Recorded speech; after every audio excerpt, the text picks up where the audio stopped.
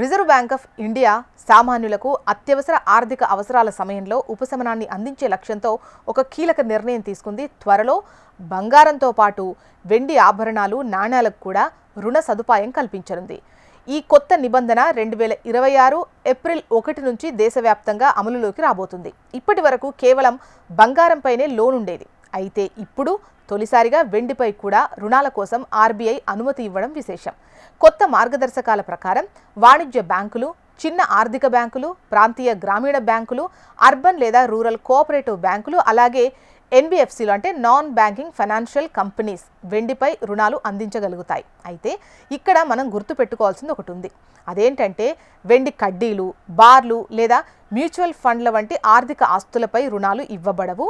ఇక తాకట్టు పరిమితి విషయంలో వెండి ఆభరణాలు గరిష్టంగా 10 కిలోల వరకు, వెండి నాణ్యాలు అయితే గనక 500 గ్రాముల వరకు మాత్రమే తీసుకుంటారు.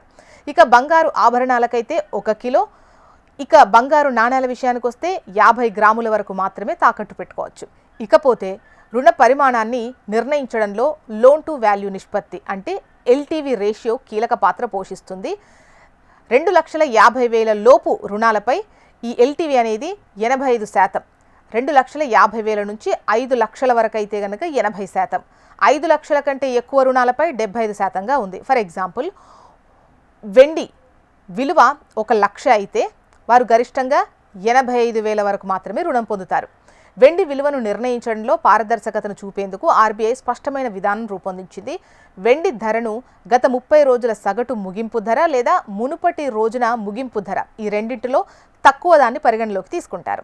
ఇక రుణం తిరిగి చెల్లించిన తర్వాత తాకట్టు పెట్టిన వెండిని 7 పని దినాల్లోపు తిరిగి లోన్ ఇచ్చిన బ్యాంక్ ఇవ్వాల్సి ఉంటుంది. ఒకవేళ ఆలస్యం జరిగితే బ్యాంక్ ప్రతి ఆలస్యమైన రోజుకు 5,000 పరిహారం చెల్లించాలి. అదేవిధంగా లోన్ తీసుకున్న వారు తిరిగి చెల్లించడంలో విఫలమైతే తాకట్టు పెట్టిన వెండిని వేలం ద్వారా విక్రయించవచ్చు.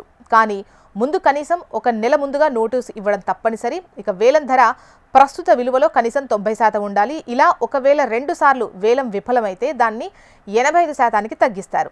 ఈ కొత్త నిబంధనలతో ఆర్బీఐ రుణాల సౌలభ్యాన్ని పెంచడం, అనధికార రుణ పద్ధతులను తగ్గించడం, అలాగే బంగారంతో పాటు వెండిపై రుణాల్లో పారదర్శకతను తీసుకురావడాన్ని లక్ష్యంగా పెట్టుకుంది.